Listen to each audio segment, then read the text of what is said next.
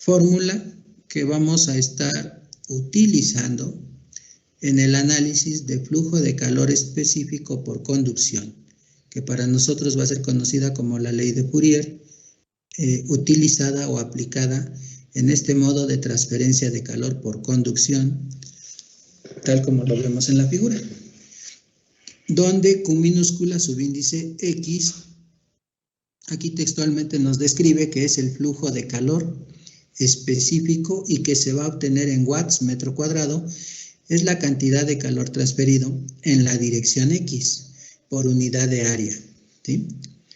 Y que es siempre perpendicular a la dirección de la transferencia. El flujo de calor, ¿sí?, Q subíndice X deberá de ser siempre perpendicular al área que estamos evaluando. Y aquí lo vemos, esta es la dirección del flujo de calor específico y toda su área perpendicular sería toda esta cara, ¿sí?, que podemos observar en la imagen. Y ahí tenemos la perpendicularidad del área de transferencia de calor con respecto al flujo de calor específico por conducción.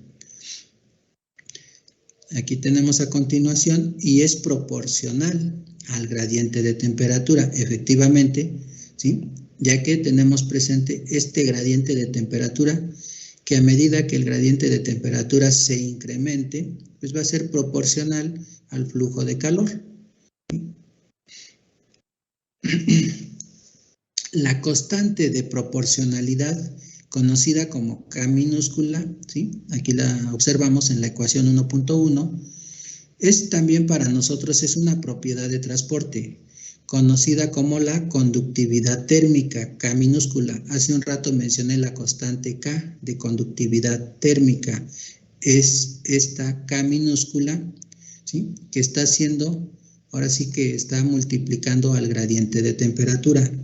Y podemos observar que esa K minúscula la vamos a obtener o va a ser proporcionada en estas unidades: watt, metro, grado Kelvin en sistema internacional.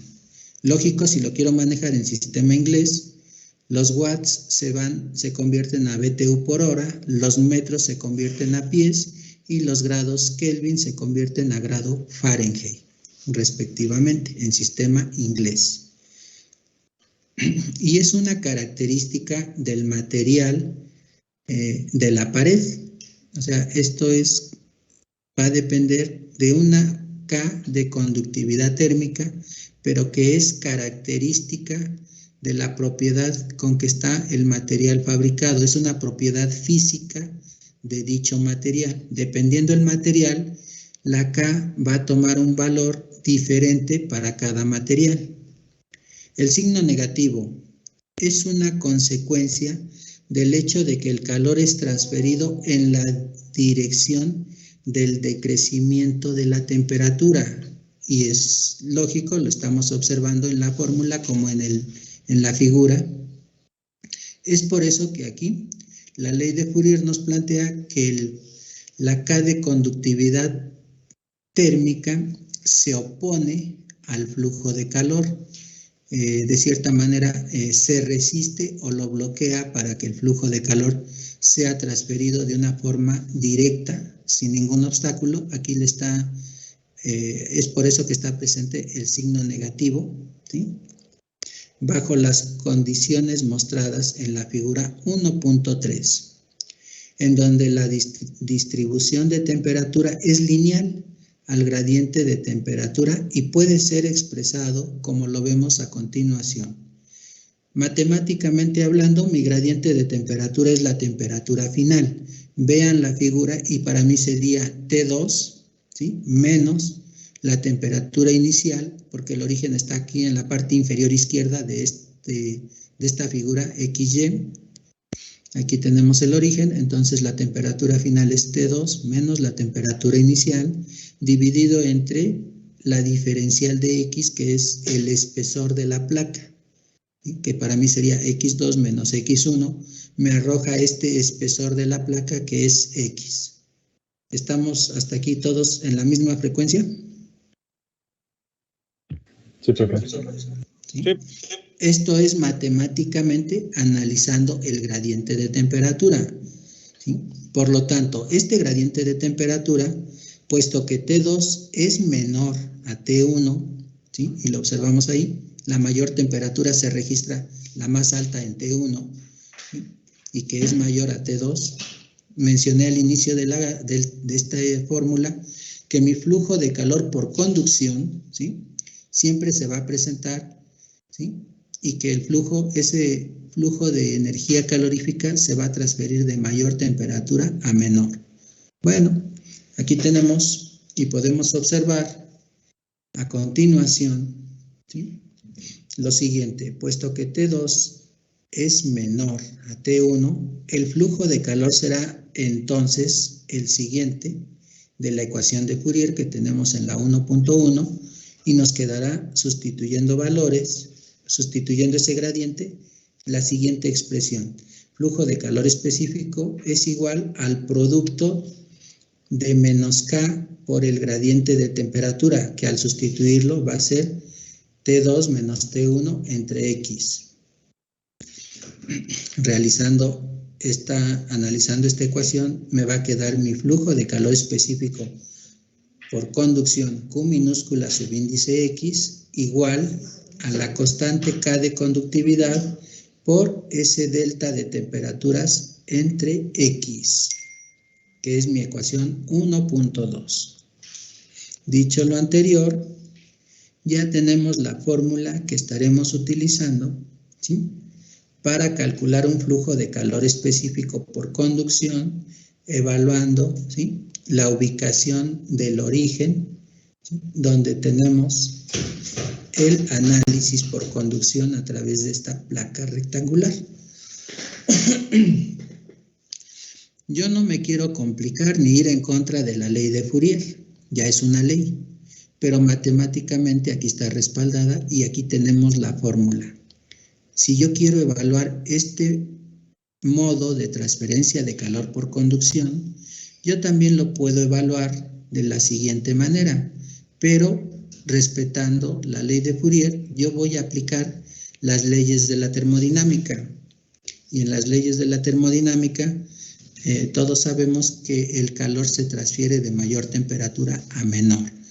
Por lo tanto, aquí no voy a pensar en dónde está el origen, simplemente voy a decir que este flujo de calor específico por conducción es igual, ¿sí? Y no voy a decir que la temperatura final T2 menos T1 va a ser igual a una K de este material, ya no con el signo menos, simplemente es igual a la K de conductividad térmica, ya no le pondré yo el menos K, ¿sí? Multiplicado por este gradiente de temperatura, que para mí, con el análisis del flujo de calor termodinámicamente hablando, se va a evaluar con la temperatura más alta, que sería T1 menos T2 entre este espesor que es X, el espesor de la placa, ¿sí? Y así me quedaría el gradiente, que para mí ya sería una adecuación de la ley de Fourier, pero trasladada a las leyes termodinámicas, respetando ambos principios, y el resultado me va a dar lo mismo, no me va a afectar el resultado, porque lo estoy evaluando de esta manera, T1 menos T2 entre X, y con la ley de Fourier era T2, temperatura final, menos T1 entre X. Al estarlo evaluando en base a la dirección del flujo de calor, que va de mayor a menor temperatura, ya no tengo que poner el menos K, simplemente la K de este material, de esta placa sólida, ¿sí? Es el valor de T1 menos T2 entre X, me va a dar como resultado este flujo de calor específico. ¿Queda claro? Sí, profe. Más adelante vamos a ver unos problemas donde aterricemos estos dos puntos que acabo de mencionar. A continuación, si conocemos el área de transferencia de calor, tenemos la siguiente ecuación, la 1.3. En los parámetros extensivos, esto es la transferencia total de calor por conducción, flujo de calor total por conducción Q mayúscula subíndice X, se va a obtener en watts. Esto nos da lo siguiente. Démonos cuenta que la misma ley de Fourier que tenemos en la 1.1, aquí está presente. Pero como yo conozco el área perpendicular de transferencia de calor, puedo calcular este flujo de calor total por conducción, siempre y cuando conozca el área perpendicular, ¿sí?, al flujo de calor. Y en esta fórmula, en la 1.1, aquí voy a agregar el área, K por el área, y ya no voy a obtener el flujo de calor específico, sino que voy a obtener el flujo de calor total. Por ello tenemos la ecuación 1.3, donde nos dice que el flujo de calor total por conducción será igual a menos K por el área por el gradiente de temperatura, ¿sí?, donde ya está presente el área. Entonces el flujo de calor específico se obtenía en watts, ¿sí?, por metro cuadrado. El flujo de calor total, al conocer el área de transferencia de calor, lo vamos a obtener en watts. ¿De acuerdo? Profe. Sí. Una pregunta. Aquí ya, a diferencia de la termodinámica, aquí ya no se pone un punto arriba de las Qs para indicar una tasa, porque veo que está este calor total se expresa en watts, y entonces sería por unidad de segundo. Y yo me acuerdo que nos dijeron en termodinámica que se ponía un puntito arriba. ¿Aquí ya no se pone eso? No, no se lo estoy poniendo, pero es válido tu comentario, ¿sí? Porque esos watts, si tú los conviertes, serían tantos joules por segundo, ¿es correcto? Sí, profe, y al ser sobre segundo, entonces ya se tendría que poner el puntito, según yo entiendo. Es correcto, ¿sí? Si yo te pidiera que este calor que estás calculando, por así decirlo, 1000 watts, me indiques la cantidad de calor que se está transfiriendo con respecto al tiempo, entonces ya esos 1000 watts los convertirías a tantos joules por segundo, y ahí ya tendrías a cuánto equivale en ese intervalo de tiempo. ¿Es correcto? Sí, profe, gracias. Ok. Aquí lo vamos a seguir dejando así, ya que ahorita te comento todos los apuntes y la información que voy a ir explicando va enfocada con esta nomenclatura que le estamos asignando, que es un flujo de calor total por conducción. ¿De acuerdo?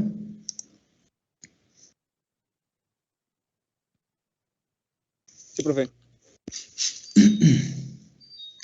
Pero te digo, tu comentario es correcto y estamos de acuerdo en ese comentario que haces, ya que es una energía calorífica que se está transfiriendo con respecto al tiempo, pero que para estos análisis que estamos evaluando, la vamos a ubicar como un flujo de calor total en watts, mientras que el flujo de calor específico va a ser igual a X cantidad que obtengamos, pero ese flujo de calor específico se va a calcular de tantos watts por metro cuadrado, debido a que no conocemos el área de transferencia de calor.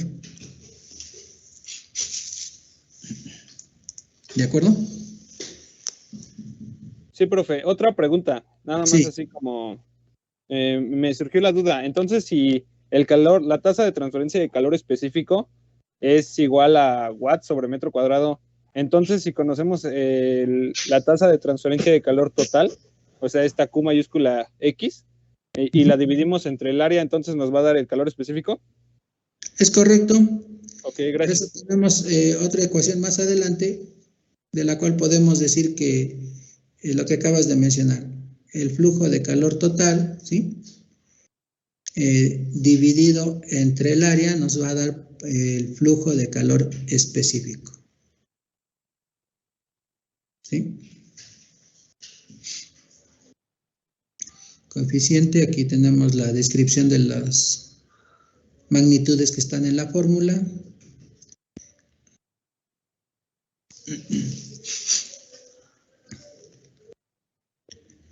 Y a continuación tenemos un ejemplo. Démonos cuenta que en el ejemplo 1.1 tenemos la descripción de un problema en el cual se aplica transferencia de calor por conducción.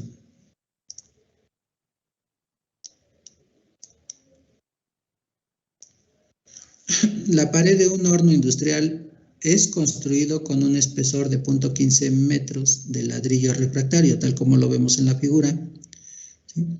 Con una conductividad térmica, que para mí viene siendo la K de conductividad térmica, de 1.7 watts metro Kelvin. Mediciones realizadas durante la operación continua indican temperaturas de 1400 Kelvin en uno de sus extremos, que para nosotros es T1, y 1150 Kelvin, que para nosotros en la figura nos damos cuenta que es la temperatura en el extremo posterior al refractario, ¿sí?, en las superficies interior y exterior respectivamente. Como pregunta nos indica cuál es la pérdida de calor a través de la pared, la cual tiene las siguientes medidas. Este refractario registra una medida de 0.5, ¿sí?, por 3 metros en uno de sus extremos. Aquí lo tenemos, 0.5 por estos 3 metros. Mencioné que el flujo de calor es perpendicular al área y aquí podemos calcular esta área de transferencia de calor perpendicular a este flujo, ¿sí? Y el gradiente de temperatura lo estaríamos calculando con este delta de temperaturas, ¿sí?, donde está involucrado la diferencial de T y la diferencial de X, que para nosotros es el espesor del refractario. Dicho lo anterior, ¿sí?, sustituimos los valores para encontrar el flujo de calor total que se transfiere a través de este refractario y nos damos cuenta que para forma específica primero calculamos el flujo de calor específico, o sea, sin conocer o involucrar en este momento el área. El flujo de calor específico es igual, matemáticamente les comenté hace rato que la ley de Fourier me dice que es menos K por T final, que sería T2 menos T1. Aquí lo podemos observar que lo estamos analizando en base al flujo de calor, respetando las leyes de la termodinámica.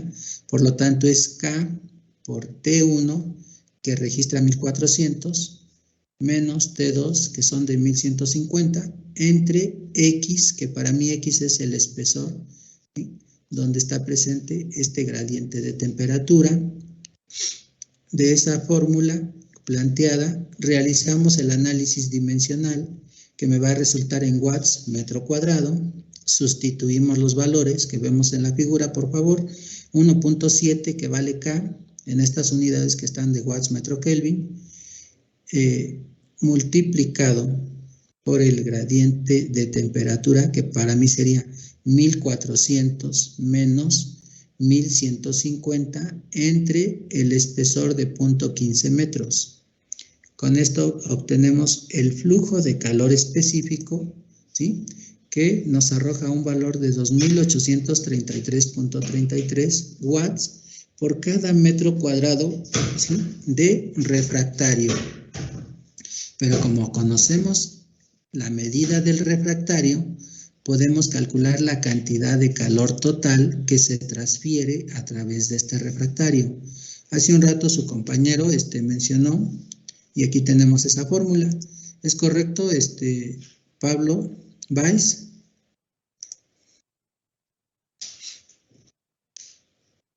Sí, profe. Sí, aquí la tenemos. El flujo de calor total puede ser obtenido entonces con este flujo de calor específico multiplicado por el área. Multiplicamos y calculamos el área, démonos cuenta que este flujo de calor específico, ¿sí?, aquí está el análisis dimensional que nos va a resultar en watts, y sustituyendo valores sería el flujo de calor específico previamente calculado de 2833.33 watts metro cuadrado por una área perpendicular a este flujo de calor total.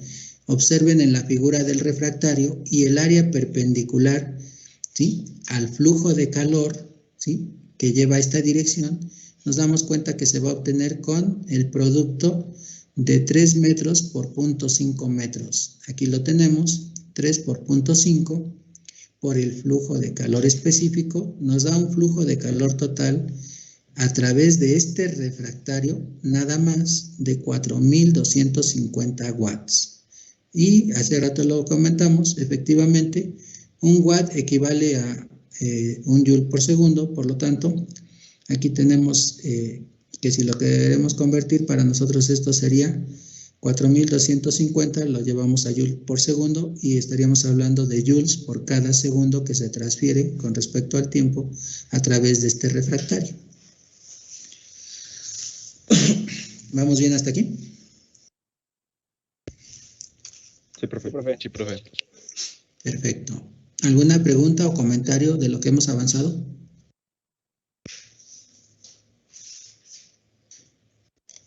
No por el momento.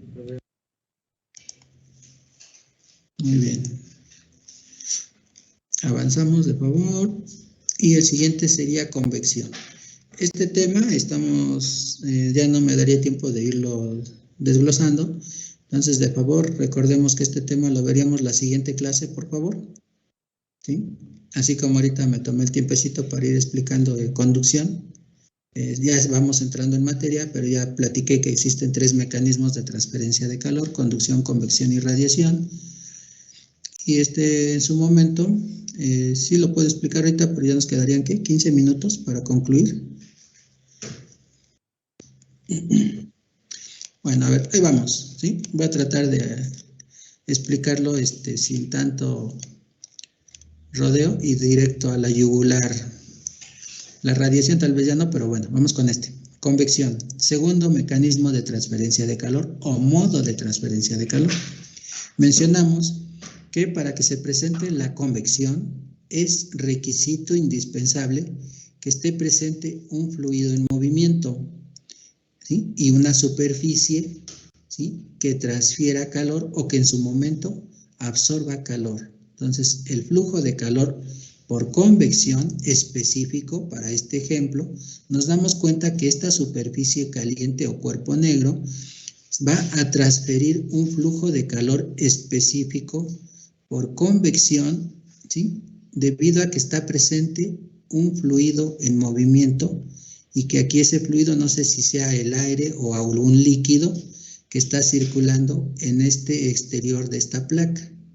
Pero ya al estar presente el fluido en movimiento, ya no aplico conducción, voy a aplicar convección. ¿Queda claro? Un ejemplo, ¿esto puede ser un boiler, profesor? Efectivamente, puede ser un boiler, puede ser simplemente una placa que sacas de un horno, la colocas sobre una superficie y con el movimiento del aire que está circulando, pues se va a dar el mecanismo de transferencia de calor por convección de la placa caliente hacia el aire ambiente que está circulando sobre la superficie de la placa. ¿Sale?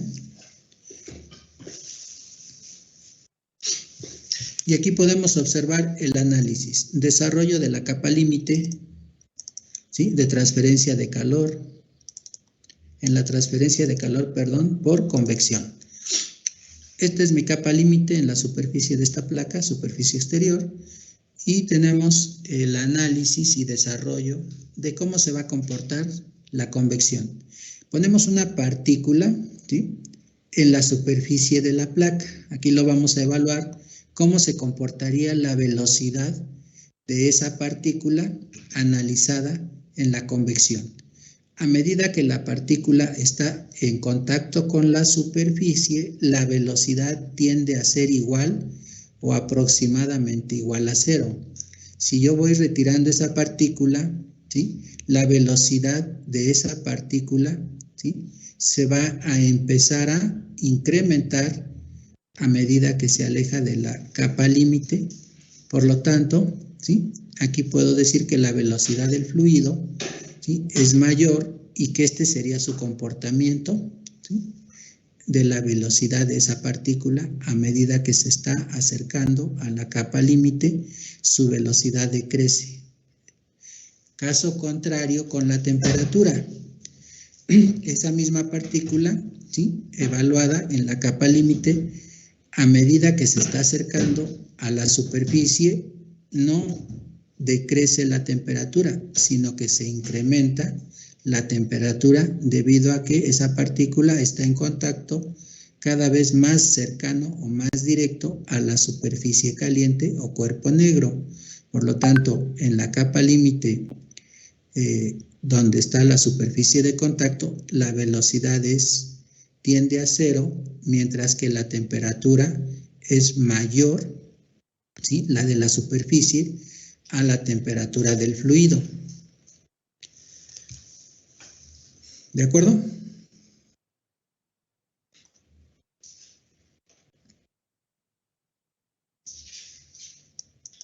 Sí, profesor, de acuerdo. Sí, profe. Muy bien. Dicho lo anterior, podemos observar que existen, en lo que es la convección, está presente estos puntos importantes. Dentro de estos puntos importantes los vamos a, de cierta manera, a enmarcar dentro de la convección, que serían los procesos de transferencia de calor por convección. Y para hablar de convección, vamos a encontrar 4 procesos importantes que están dentro de la convección. Si hablamos de convección forzada, está presente un ventilador, ¿sí?, donde esta columna de aire aumenta su velocidad debido a la presencia de un ventilador, y es en ese momento donde hablamos de convección forzada, para que la columna de aire, ¿sí?, que es el fluido en movimiento, ¿sí?, le quite un delta de temperatura a estas placas rectangulares calientes que pueden ser aletas, sobre las cuales se está disipando un calor por convección, pero convección forzada debido a la presencia del ventilador. Si hablamos de convección natural, sería el caso B, estaría presente ese sistema como lo podemos ver en la figura B del lado superior derecho, en la figura 1.5, pero aquí nos damos cuenta que el aire circula libremente a través de, está en contacto con estas superficies de aletas rectangulares, pero que están disipando un calor de forma natural, una convección natural, ya que no se está forzando al fluido a que circule con mayor velocidad. De forma natural, es una convección natural, ¿sí? También tenemos en el siguiente proceso lo que conocemos en el punto C como ebullición. En la figura C tenemos aquí un contenedor y nos damos cuenta que el agua caliente que almacena este contenedor se incrementa debido al calor que le transfiere esta placa o esta parrilla al recipiente. Esta columna de fluido líquido se empieza a calentar.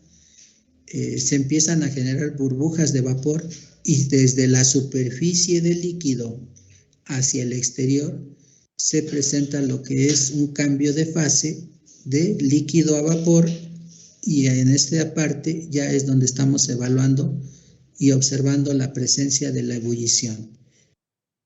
Por lo tanto, aplicamos convección en esta situación cuando es un proceso de transferencia de calor por convección, pero en fluidos que están en ebullición. Y finalmente tenemos el siguiente, que es el caso D, donde podemos observar la condensación. Esto indica caso todo lo contrario al anterior. En la superficie exterior de este recinto donde ahorita me encuentro, yo saco del refrigerador y traigo aquí a un lado del escritorio una lata de una soda. La coloco aquí a un costado de mi escritorio, pero como esa lata estaba dentro del refrigerador a baja temperatura, ¿sí?, nos vamos a dar cuenta que el contenedor tiene un líquido y esa lata de aluminio está a una baja temperatura. Y la columna de aire ambiental que ahorita está presente, aquí como lo observamos, tiene el aire un porcentaje de humedad relativa, pero que esa columna de aire en contacto con la superficie de la lata, que está a más baja temperatura, le va a permitir que las partículas o las micropartículas del aire que contiene humedad se empiecen a unir, a agrupar sobre esa superficie y se empiecen a formar estas gotitas, ¿sí?, de agua en el exterior de la lata, y en ese momento se nos presenta lo que es la condensación. ¿De acuerdo? Profe, Sí, profe. Te escucho. bueno, me quedó una duda con respecto a los últimos dos ejemplos, porque, bueno, según yo, como veo en el esquema, pues se pueden presentar ahí dos tipos de procesos de transferencia de calor, ¿no? Por Ajá. conducción y por convección. La conducción cuando, por ejemplo, en el ejemplo C, toca la placa caliente con respecto a las partículas de agua, que todavía se encuentran en estado líquido. Y bueno, el proceso de convección empieza cuando ya está en proceso de, bueno, el flujo está en proceso de gaseoso. Ajá, en cambio de fase, efectivamente. Tú tienes Ok. aquí dos procesos, pero como mencioné, ebullición, en este caso sería el cambio de fase de líquido a vapor, ¿sí? Ok. Ahí analizas la convección y efectivamente tienes la conducción. Y tienes la conducción desde aquí, mira, desde la placa caliente o la parrilla, ¿sí?, que en todo el espesor de la placa caliente o de la parrilla está presente la conducción en ese espesor de placa, ¿sí? Perfecto, profesor. Si este fluido está aquí almacenado, que es líquido, pero si estuviera en movimiento dentro de un contenedor a otro contenedor, o sea que estuviera circulando, también este fluido tendría, ¿sí?, lo que es convección, pero como está almacenado y está ahorita aquí a alta temperatura, entonces le tengo que aplicar conducción en el fluido y en este espesor desde la base del contenedor, el fondo, hasta la parte superior donde está el líquido de este fluido en condiciones líquidas, aplico conducción, pero a alta temperatura con su K. ¿Hasta ahí voy bien? Sí, profe. ¿Sí? Y convección, ahora sí, desde el líquido al vapor, debido a que circula aquí una columna de aire, y este líquido es un fluido, pero está almacenado. Ese fluido cambia de fase a gaseoso, y entonces en el gas ya viene lo que es convección. ¿De acuerdo? Ok, profe, sí, solamente que me había quedado esa duda. Bueno. No, está bien, es lo que yo les comento. Voy a ir explicando y quiero que si tenemos que interactuar o me tienen que interrumpir en ese momento, créanme lo que nunca me he enojado ni me tengo por qué enojar. Quiero que quede todo de tal manera que le estemos entendiendo y podamos aplicar estas fórmulas correctamente. ¿Cuál otra pregunta? Por aquí mencionaron otra más, otro comentario. ¿Iba a pedir la palabra a alguien más? ¿Ninguno? Profe, Sí. mire, es que ahorita que está mencionando esto, entonces, si los dos fluidos están estacionarios, ¿también es conducción o ya es convección porque son dos fluidos? Ah, ok. Vamos a respetar lo que mencioné anteriormente y eso, para que no nos salgamos de control. Me voy a ir rápidamente aquí a esta imagen que puse de esta figura. Y aquí tenemos, ¿sí?, que si el fluido, ¿sí?, o sólido está en condiciones estacionarias, el fluido líquido gaseoso está estacionario, aplicamos conducción. ¿Sale? Ok, profe. ¿Sí? Es que yo tenía entendido que la convección era entre dos fluidos, pero ahorita entonces está diciendo usted que si esos dos están estacionarios, entonces es conducción. Así es, tu fluido, gracias. ya sabemos que el fluido es líquido o gaseoso. Y aquí vamos a pensar en esta otra imagen. Voy a apoyarme de este mismo contenedor, ¿sí? Si aquí el fluido, que es líquido, está en movimiento, aplico convección, ¿sí? Y prueba de ello es que tenemos de convección forzada. El aire está transfiriéndose en esta dirección, pero este fluido que es aire, ¿sí?, está en movimiento. Al estar en movimiento ya no aplico conducción, sino convección. Pero desde la superficie de la aleta hacia el aire es la convección. pero de la aleta, en el sólido de la aleta, está presente la conducción. ¿Sí? Si ahora este fluido que es aire lo cambio por agua, es un fluido de todos modos, pero es líquido. Y al estar el agua circulando en el exterior de las aletas, en ese momento también aplico convección, pero de las aletas hacia el fluido que ahora es agua en movimiento. Aplico la convección. ¿De acuerdo? Sí, profe, gracias. Ok. Para tal mecanismo o modo de transferencia de calor, va a estar presente una ecuación que para nosotros es la ecuación de la ley de enfriamiento de Newton, que nos dice lo siguiente: el flujo de calor específico por convección va a ser igual a la constante convectiva, ¿sí?, multiplicado por la temperatura de la superficie, Ts, menos la temperatura del fluido, de la ley de enfriamiento de Newton aplicado a convección. Si conocemos el área de transferencia de calor, vamos a proceder, ¿sí?, con evaluar que el flujo de calor total va a ser igual a esta constante convectiva por el área de transferencia de calor por convección multiplicado por el delta de temperaturas desde Ts menos Tf, temperatura de la superficie menos la temperatura del fluido, y ya tenemos las dos ecuaciones para evaluar el modo o mecanismo de transferencia de calor por convección producto de la ley de enfriamiento de Newton. Punto y aparte, esto lo explico porque ya son 11:30, lo explico en la siguiente clase para concluir bien esta y sus comentarios que se presenten, y pasemos al tercer mecanismo de transferencia de calor por radiación. ¿Preguntas hasta aquí? ¿Ninguna? No, profe. Ok, No, antes Profe, veo en pantalla que tengo a todos mis alumnos, gracias. Les comento rápidamente lo siguiente. Tengo una clase con ustedes mañana, ¿estamos de acuerdo? Sí, profe. No estén malitos, mañana jueves no les puedo dar clase, voy a estar en línea con unas titulaciones, y el lunes 7 de febrero es día festivo, por lo tanto nos vemos dentro de 8 días, el próximo miércoles, ¿de acuerdo? De hoy en 8. Ok, Está bien. profe. de acuerdo, profe. ¿Sale? profe.